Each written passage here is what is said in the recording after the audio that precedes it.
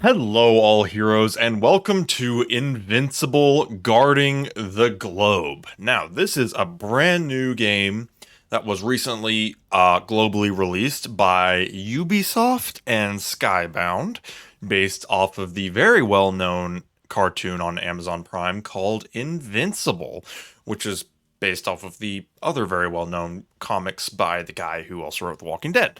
So, lots of prestige on that one already. Now, I have a confession to make on this.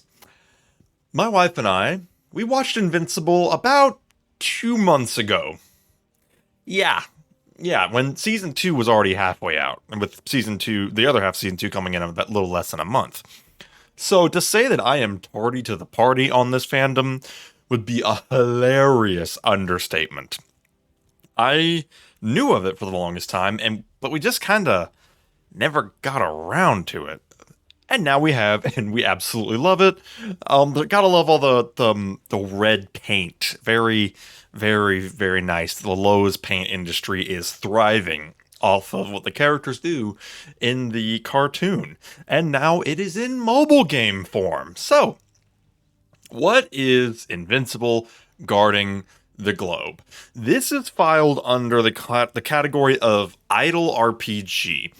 Now, what is an idle RPG? It's a vague term because it's kind of a combination of RPG elements, gotcha elements, some collector stuff mixed in, and sometimes story depending on the game and how much work they put into that.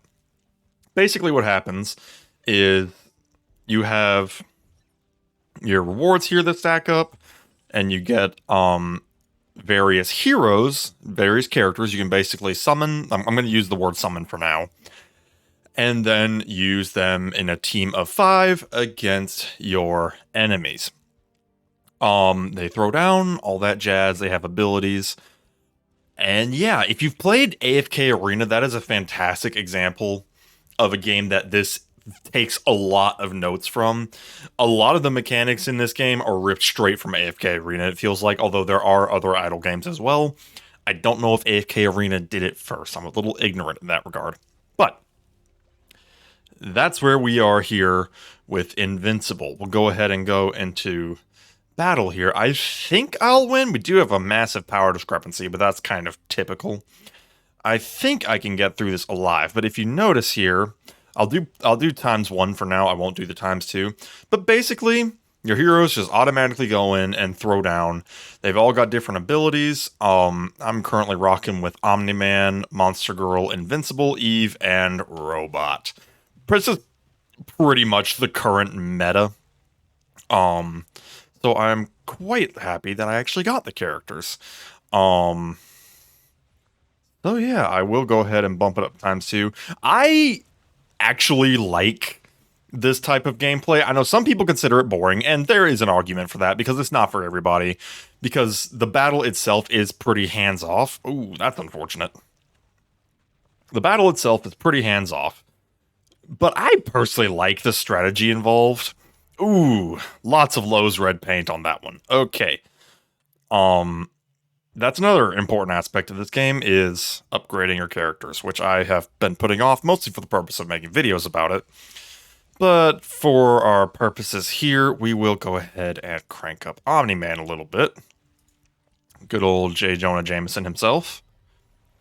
And go back into it.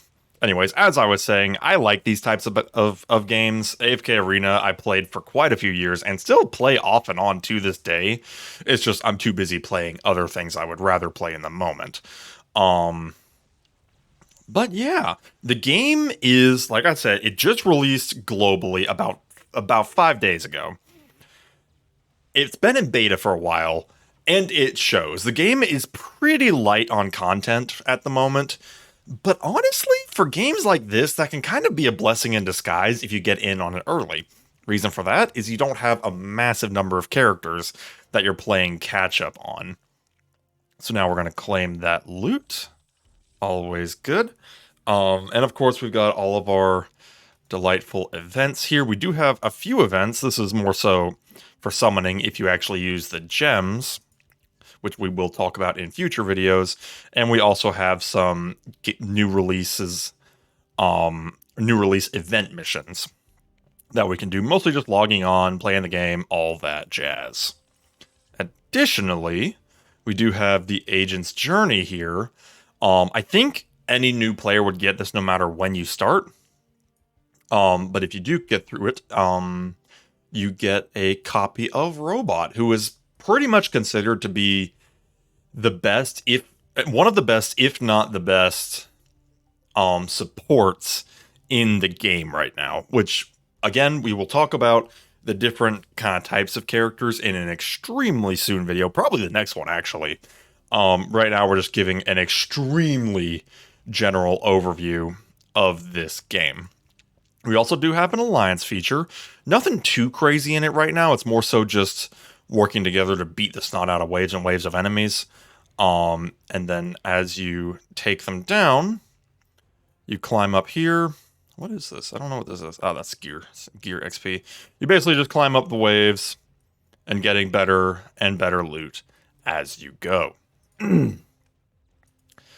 Now then, like I said, it's not really a gacha game, but it is remarkably similar in that you do need items to basically summon heroes. It's like I said, it's more of a collection game than anything else, but every collection game does have a degree of RNG gacha-esque elements.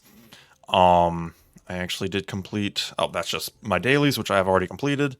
And then I completed an achievement for doing campaign missions. And then you just kind of keep going. They actually do have story every 5 stages or so. I already watched the story of that stage I just completed.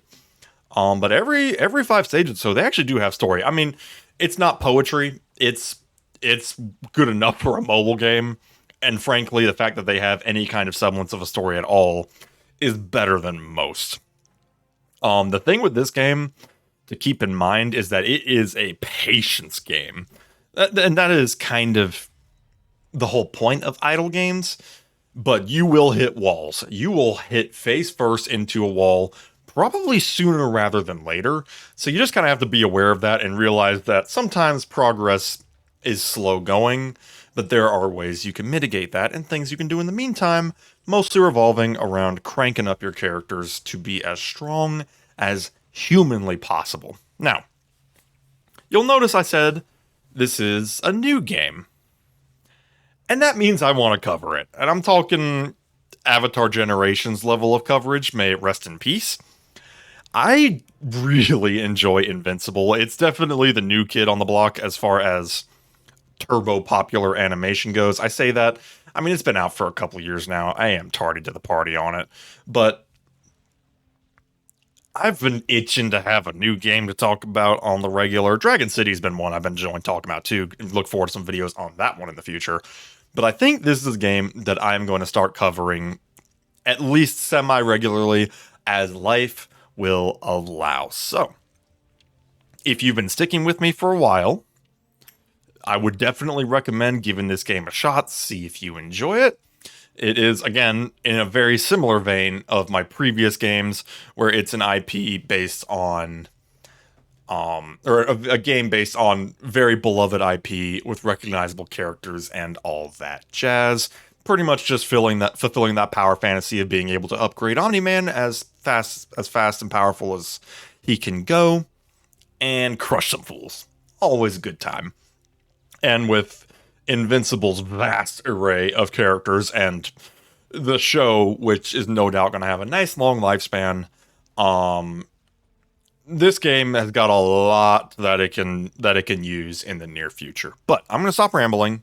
That's kind of a good enough overview. We will be getting into the nitty-gritty in the very near future, but I am going to leave it at that. So, let me know if you knew about this game already, or if you're a new adopter that is going to be trying it out because you saw this video, in which case, hey, we can go at it together. I am not an expert yet, but hey, we'll learn together. So, I think that'll do it for today. We shall see you next time. Have a good one.